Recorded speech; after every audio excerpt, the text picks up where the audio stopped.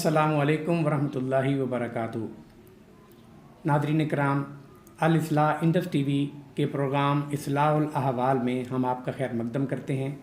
हम आज फिर हाज़िर हैं हज़रत अल्लामा अली अख्तर अवान साहब के पास और उनसे कुरान और हदीस की रोशनी में आपके सवालात का जवाब लेंगे।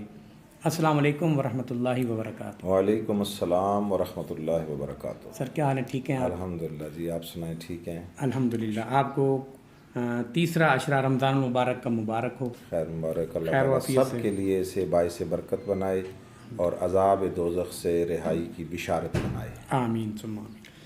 सर पहला सवाल है, मुनीर अहमद ख़ान मियाँ वाली से करते हैं कि कोरोना वैक्सीन आजकल लगाई जा रही है तो रोज़े की हालत में वो लोग लगा रहे होते हैं, तो रोज़े के ऊपर क्या असर पड़ेगा? बिस्मिल्लाहिर्रहमानिर्रहीम। देखें, ये एक हिफाजती तदबीर है। ये एक ख़ास बीमारी आफत उससे बचाव की। इसका कोई हमारे इल्म के मुताबिक ना कोई बराह रास्त ताल्लुक़ आदमी के मैदे से या किसी शय से है जी। ये सिर्फ़ मुतवक्के तौर पर या मुमकिना तौर पर उस बीमारी से बचाव के लिए एक शील्ड है जो जिस्म में यूँ समझ लें कि आपकी एक ख़ास सलाहियत पैदा करती है उस जरासीम के साथ लड़ने, उस जरासीम को जो है वो ख़त्म करने में या उससे हिफाजत में। तो इसका हमारे निज़ाम हमारे मैदे और जिस्म की जो भूख की कैफियत को ख़त्म कर, उसके साथ इसका कतई किसी किस्म का कोई ताल्लुक़ नहीं है।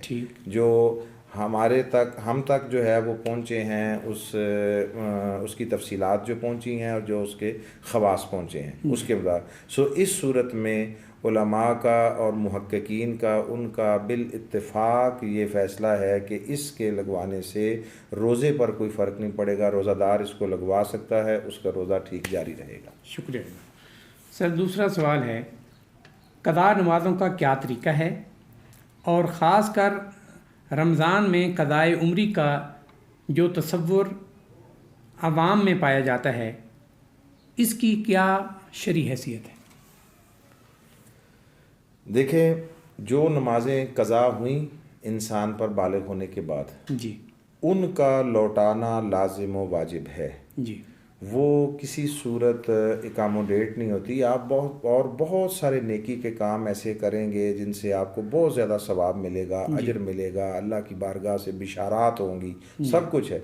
मगर वो जो आप के अकाउंट में कमी है वो उसी तरह बाकी रहेगी। ठीक। उसकी अल्लाह की बारगाह से पुरसिश होगी। हमें उसके लिए कोशिश करनी चाहिए कि हम अपनी ज़िंदगी में उनको अदा कर लें। जी। उसका तरीक़ाकार ये है कि आदमी एक अंदाज़े से तयन कर ले कि मेरी मिला जुला कर मजमूई तौर पर जो है मसलन जो है वो 1 साल की नमाज़ें रहती होंगी, 2 साल की रहती होंगी। आदमी को अपने मामूलात का पता होता है कि मैं फ़लाँ से फ़लाँ उम्र में जब था तो मैंने कभी नमाज़ पढ़ी नहीं थी, कभी जुमे की पढ़ ली, कभी कोई इक्का दुक्का पढ़ ली। तो इसका मतलब ये है कि अगर मैंने 5 साल ऐसे गुजारे हैं तो 5 साल तो वो हो गए।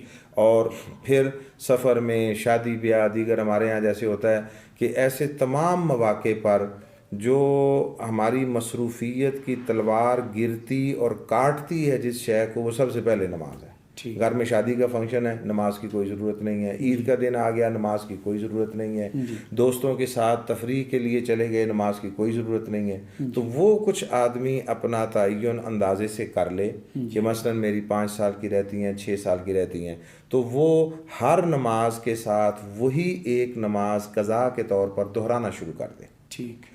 उसको वो लेकर 6 साल तक चले। जब 6 साल अगर गुजर जाएं तो इसका मतलब ये है कि चलें उसने अपने क़यास के मुताबिक, अंदाजे के मुताबिक जो उसने दियानतदारी से लगाया था उसके मुताबिक उसके ज़िम्मे से नमाज़ क़ज़ा कोई भूल चूक कर रहती है वो माफ़ करने वाला है, वो माफ़ करने वाला है। मगर ये किया जाए।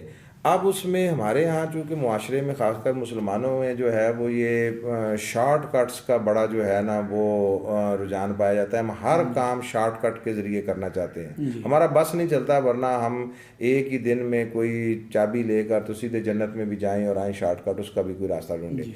वो जो क़ज़ा उम्री का तसव्वुर पाया जाता है कि आप जुम्मतुल विदा के मौका पर जो है वो इस तरह अदा कर लें, हमारे इल्म के मुताबिक कुरान और सुन्नत में ऐसा कोई ऑप्शन नहीं है। ठीक।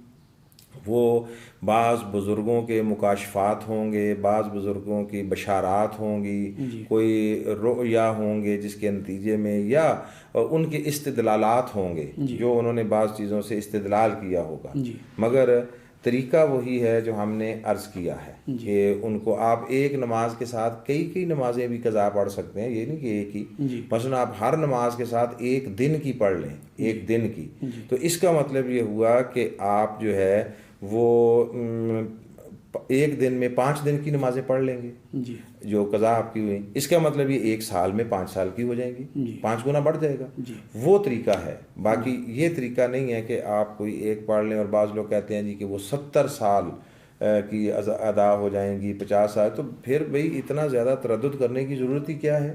اللہ خیر صلی اللہ، آپ جمعۃ الوداع کے موقع پر ایک پڑھے نماز، وہ 4 رکعتوں کی یا جتنی بھی ہے ایک سلام کے ساتھ وہ پڑھیں، اور پھر عمر مبارک آپ کی 90 سال تک بھی ہو جائے تو آپ کی بچت ہے، آپ فارغ ہوئے اس سے، یعنی چونکہ 70 سال 15-20 سال پہلے والے نکال دیں تو آپ 90 سال عمر تک ایسے ہی چلے جائیں، نہیں، ایسا نہیں ہے، ایسا نہیں ہے۔ دین آپ کو اپنی ادائیگی کرنے کے فرائض کے جو ہے وہ اس کی طرف لاتا ہے۔ ہاں، یہ ہو سکتا ہے کہ بھولا ہوا ہو آدمی تو وہ معافی ہو۔ ٹھیک، شکریہ جناب۔ سر، تیسرا سوال یہ ہے کہ فوت ہو جانے والی نمازوں کے لواحقین کی طرف سے ادا کیا جا سکتا ہے؟ اچھا، فوت ہو جانے والوں کی نمازوں جی ہاں، بالکل ادا کیا جا سکتا ہے، اور اس کے 2 طریقے ہیں۔ ایک تو یہ ہے کہ ان کے لواحقین میں سے کوئی اسی طرح کرے کہ وہ اپنی ہر نماز کے ساتھ ایک نماز ان کی طرف سے ادا کرے، ٹھیک ہے، خواہ وہ وصیت کر کے گئے تھے یا نہیں وصیت کر کے گئے تھے، پابند کیا تھا یا نہیں کیا تھا، تو جو لواحقین ہیں وہ اگر ان کے لیے اچھائی اور بھلائی چاہتے ہیں تو ان کی طرف سے کریں، اور اس تصور کو ذہن سے نکال دینا چاہیے کہ جو فوت ہو گیا ہے تو اب کسی دوسرے کا عمل اس کو نفع نہیں پہنچائے گا، نہیں، ایسا نہیں ہے۔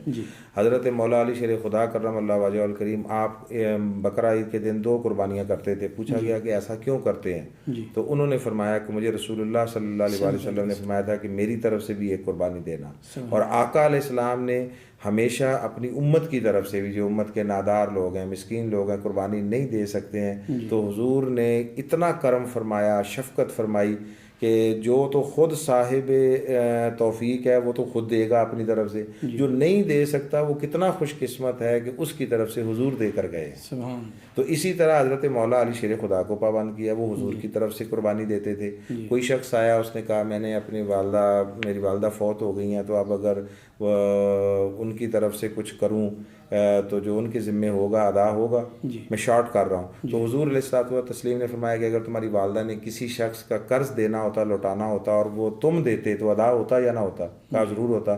تو فرمایا اگر بندوں کا قرض ادا ہوتا ہے تو اللہ کا کیوں نہیں ادا ہوتا؟ یعنی اس طرف لگا، پھر اشارے ثواب کے لیے راستہ طریقہ بتا دیا، وہ کنواں کھدوانے کا جو بھی اس وقت کی ضرورت تھی۔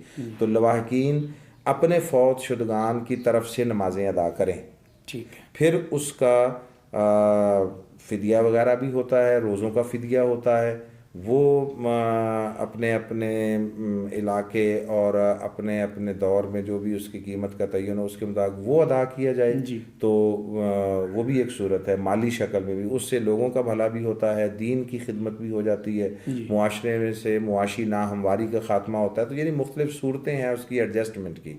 اللہ تعالیٰ نے ہمارے لیے آسانیاں اور سہولتیں پیدا کی ہیں، ہمیں ان کو اختیار کرنا چاہیے، مگر اپنی ذمہ داریوں کو ساتھ ساتھ نبھانا چاہیے۔ نماز بڑی اہم شے ہے، اس کو نہ تو لائٹ لینا چاہیے اور نہ ہی اس کو اگنور کرنا چاہیے۔ شکریہ جناب، بہت مہربانی۔ ناظرین کرام، آپ کے سوالوں کا ہم نے جواب لیا، امید ہے آپ مطمئن ہوں گے۔ اگر آپ کو اس کے بارے میں کوئی مزید سوال کرنا ہے، یا اگر آپ کو کوئی کسی قسم کی وضاحت مزید چاہیے تو آپ ہمیں کانٹیکٹ کر سکتے ہیں۔ ہمارے چینل کو بھی سبسکرائب کریں اور ہمارے چینل کے بیل آئیکن کو بھی دبائیں۔ بہت مہربانی، بہت شکریہ۔ اللہ پاک آپ کے لیے آسانیاں پیدا فرمائے، اور اللہ پاک آپ کا حامی و ناصر ہو۔ السلام علیکم ورحمۃ اللہ وبرکاتہ۔